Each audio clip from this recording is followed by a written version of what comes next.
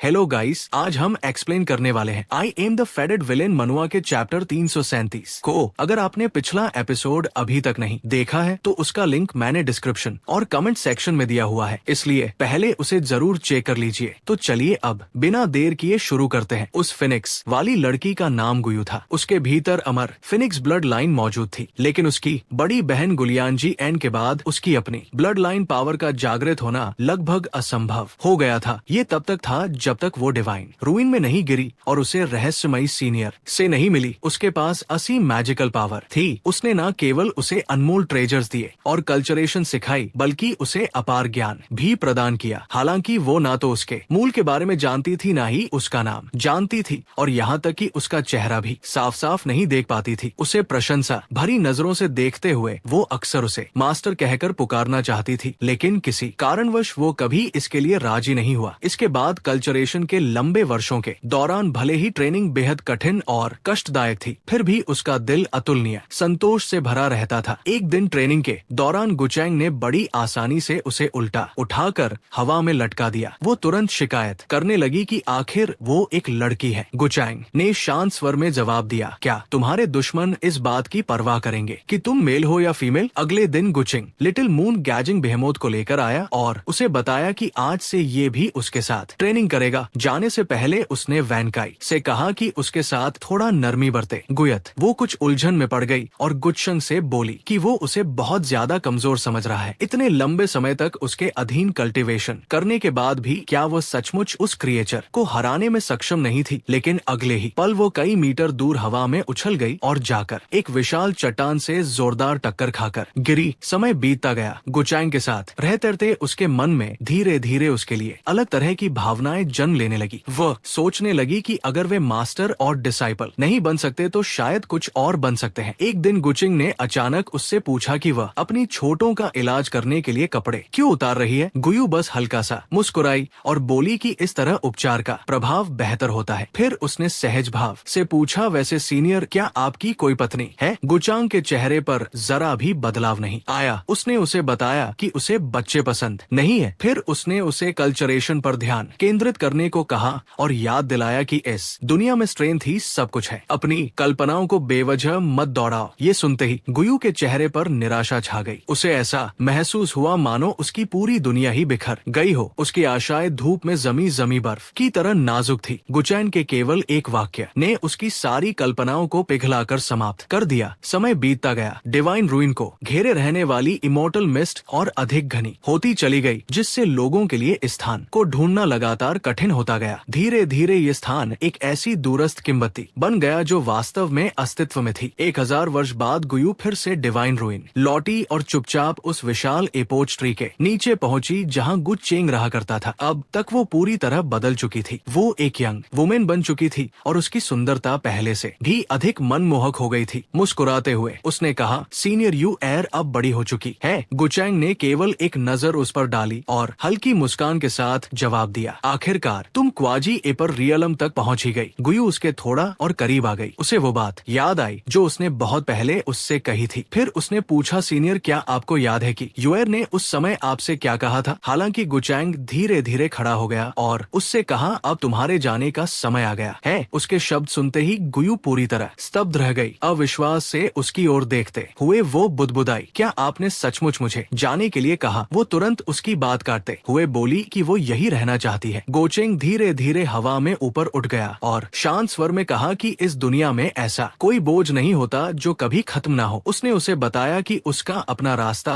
और अपने लक्ष्य है, जबकि उसके पास भी ऐसे काम है जिन्हें उसे पूरा करना है। ये सुनकर गुयू चिंतित होकर पूछने लगी कि क्या वो इमोर्टल डोमेन जा रहा है। फिर उसने विनती की कि कम से कम वो अपना नाम तो बता दे, लेकिन अगले ही पल को चे ने लापरवाही से अपना हाथ उठाया और एक साधारण सा स्पेल कास्ट कर दिया। इसके बाद उसने कहा कि नामों का कोई अर्थ नहीं होता। अगर वो किसी दिन उसके रियलम तक कल्टीवेट कर सकी तो शायद भाग्य उन्हें भविष्य में फिर से मिलने का अवसर दे देगा। जैसे ही गुयू ने उसे पुकारा, उसका शरीर उसकी इच्छा के विरुद्ध जबरदस्ती पीछे की ओर धकेल दिया गया। एक ही पल में उसे डिवाइन रूइन से बाहर निकाल दिया गया। इससे पहले कि वो कुछ और कह पाती, बाहर खड़ी गुयू के दिल में निराशा और उदासी दोनों भर गई। वो चुपचाप सोचने लगी कि सीनियर का ये कहने का क्या मतलब था कि वो भी जा रहा है। आखिर वो इतने समय से एंशंट एपोज की रक्षा क्यों कर रहा था और क्या उन्हें कभी दोबारा मिलने का मौका मिलेगा? उधर गुचेंग आसमान की ऊंचाइयों में मंडरा रहा था। उसने मन ही मन कहा कि जाल पहले ही बिछाया जा चुका है। डिवाइन रूइन की कहानी अंततः केवल एक दंतकथा बनकर रह जाएगी जो पुराने ग्रंथों और भूले बिसरे ऐतिहासिक अभिलेखों में दर्ज होगी। अपनी अकड़ी हुई पीठ को खींचते हुए गुचिंग ने राहत की लंबी सांस छोड़ी और खुद से कहा कि इतने वर्षों तक वहाँ रहने के बाद अब वो आखिरकार वापस लौट सकता है। फिर उसने एपिक ट्री की ओर अपना हाथ बढ़ाया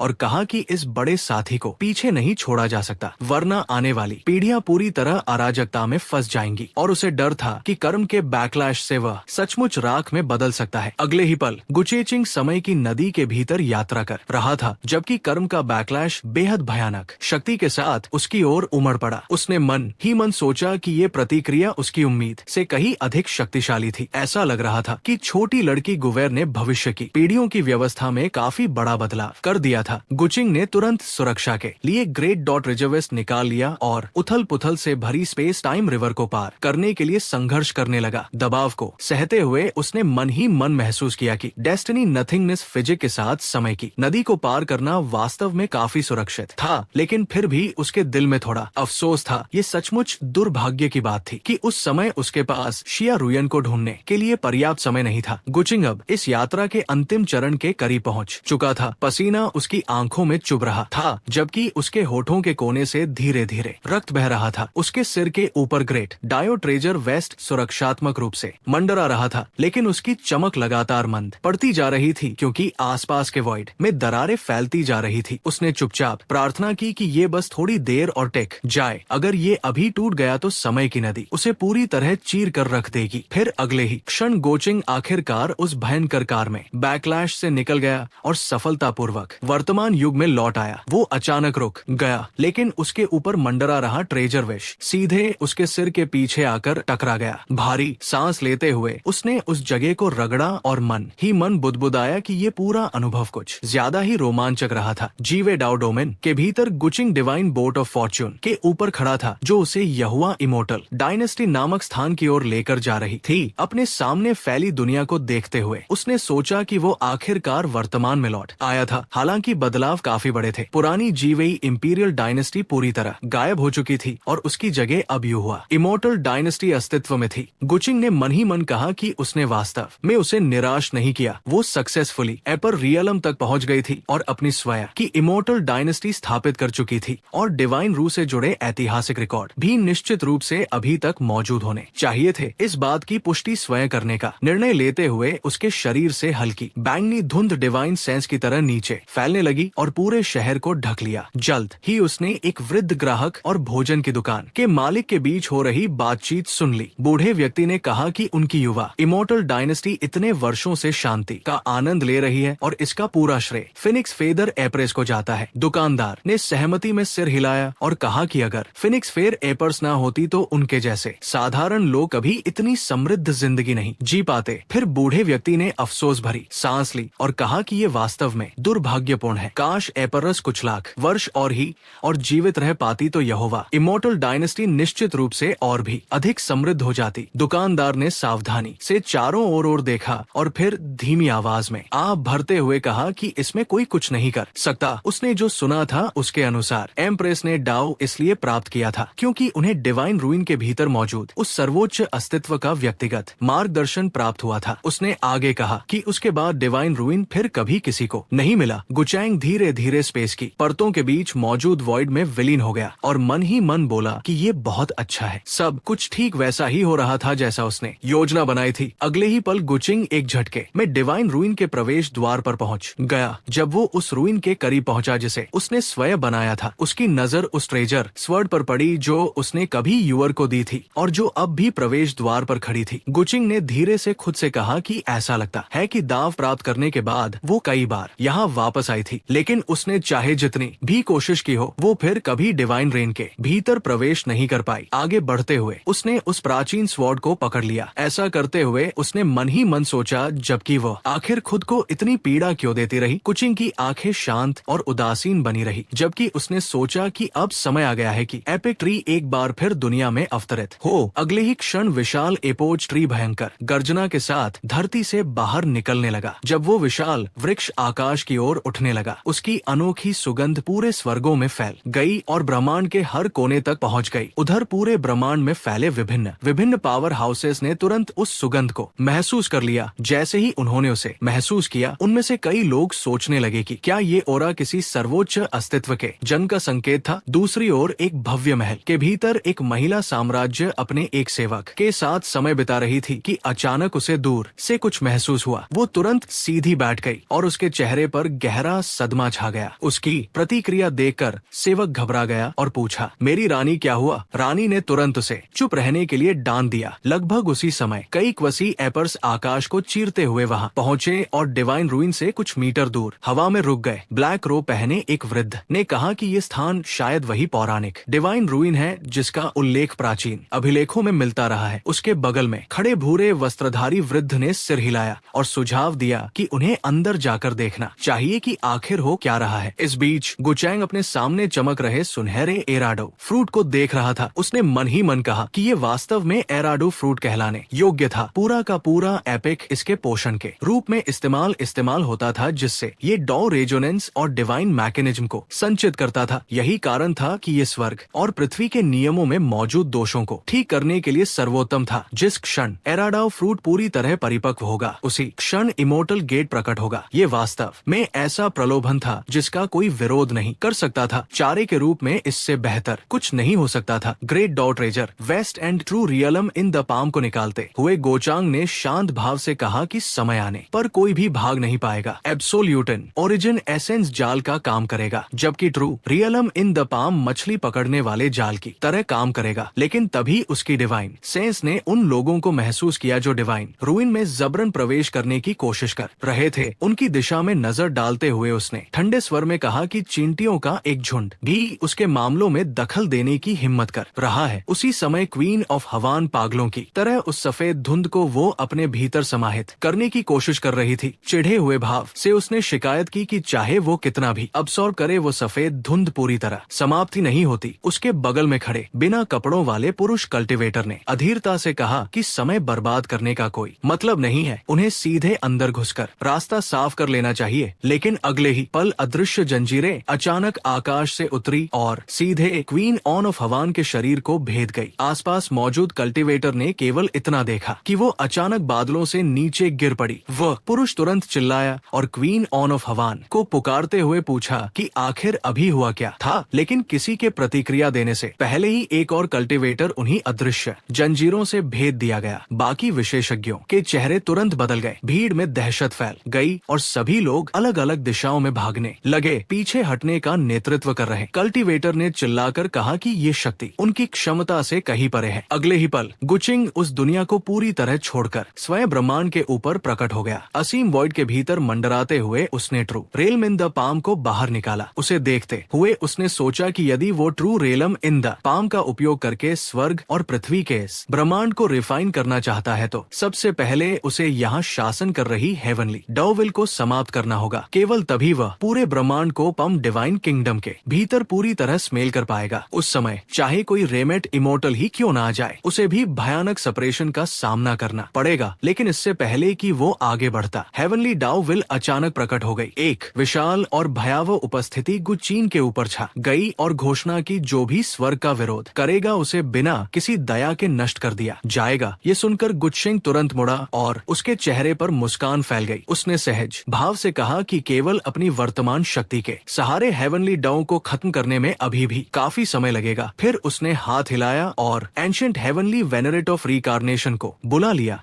जिसे वो पहले ही एक पपेट में बदल चुका था। हेवनली डॉ विल की ओर देखते हुए गुचैन मुस्कुराया और बोला, क्यों ना हम दोनों मिलकर हमला करें और इसे जल्दी खत्म कर दें। आखिर मुझे अभी वापस जाकर शादी भी तो करनी है। ऑलराइट गाइस, यहीं पर ये वीडियो खत्म होता है। उम्मीद है आपको आज की वीडियो पसंद आई होगी। अगर वीडियो अच्छी लगी हो तो लाइक, कमेंट और वीडियो को हाइप करना बिल्कुल मत भूलना, ताकि ऐसे ही और अमेजिंग चैप्टर्स जल्दी आते रहें।